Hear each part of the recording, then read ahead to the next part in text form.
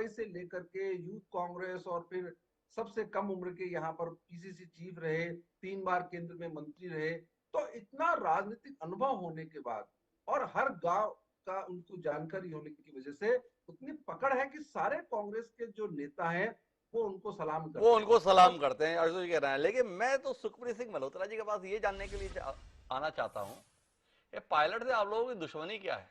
एक अच्छा वाला आदमी कांग्रेस में रहते हुए शायद मुख्यमंत्री बन जाता, या आप लोगों ने क्या 10-10 करोड़ रुपए पकड़ा है भाई, जिसके चलते पायलट इस कदर बेइज्जती के शिकार हो रहे हैं कि खुलेआम गद्दार करार दिए जा रहे हैं और आप लोग कुछ नहीं कर रहे हैं? तो सुखबीर जी थोड़ा बताइए ना, ये पायलट जी के साथ में कौन सा संबंध निभा रहे हैं आप लोग? ये चक्कर फिर वही है, यहाँ पे कंट्रोल कांग्रेस के अंदर नहीं है। ये बातें आपसी लड़ाई में जो इनके हाथ से फिसलता है उसके बारे में जो मर्जी बोल दे, अंततः ये इस चीज की लड़ाई चलते हैं। और आप देखिए राहुल गांधी को कौन पसंद है?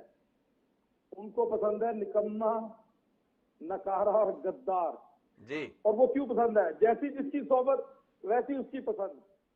अब प्रॉब्लम ये है कि जनता की नजर में भी राहुल गांधी जी निकम्मे, नकारा और इसी स्टेज पे आ चुके हैं। अगर उनकी चलती हुई सभा में पाकिस्तान जिंदाबाद के नारे लगते हैं तो इससे बड़ा गद्दार तो कोई नहीं है जो कांग्रेस के अंदर गद्दारी छुप के बैठ गई है इस टाइम पे।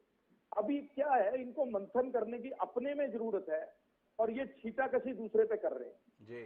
इनके कैंडिडेट क्यों बाहर आ रहे हैं, क्यों वो सेटिस्फाइड नहीं है? प्रॉब्लम क्या है कि इनका जो केंद्रीय नेतृत्व है उसके कंट्रोल में गहलोत सरकार नहीं है और ये सच्चाई है।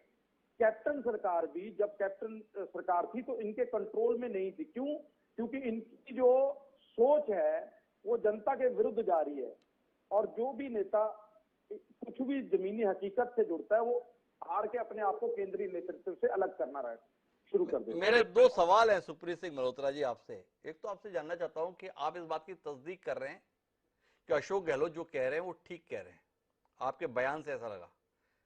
आप ये बता रहे हैं कि सचिन पायलट वाकई नकारा, निकम्मा और गद्दार हैं, क्योंकि आपने कहा कि जो जैसा होता है वैसे लोगों को पसंद करता है, पायलट उन्हें इसीलिए पसंद है, राहुल गांधी भी ऐसे ही। तो आप सचिन पायलट को ये करार दे रहे हैं।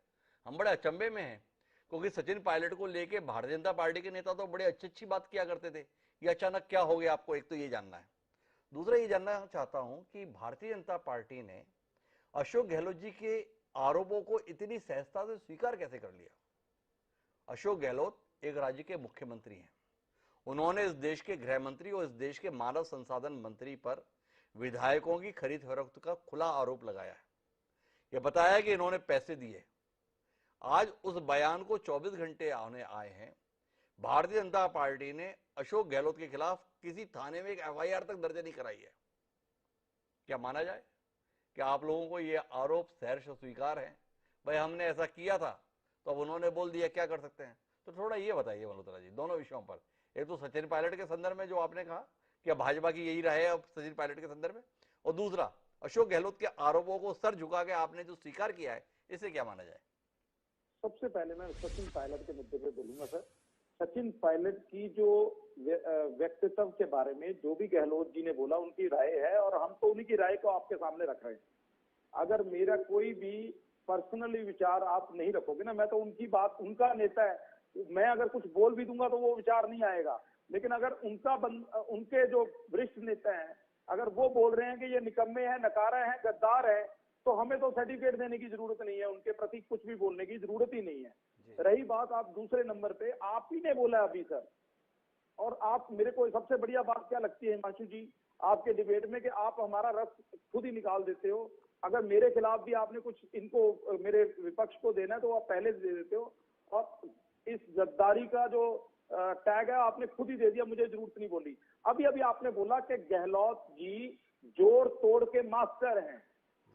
अब वो अगर जोड़ तोड़ के मास्टर हैं, इसी कारण जो ये 10 करोड़ देना, 10 करोड़ लेना, क्या उन्होंने 10 करोड़ लेके वापस लिए हैं ये उनको पता होगा। अगर किसी के पास कोई भी सबूत है तो जरूरत नहीं है उसको 1 मिनट भी लगाने की। सरकार है सर, क्यों नहीं है वो उस पैसे को सामने लेके आ रहे? और अगर वो अपने बीच में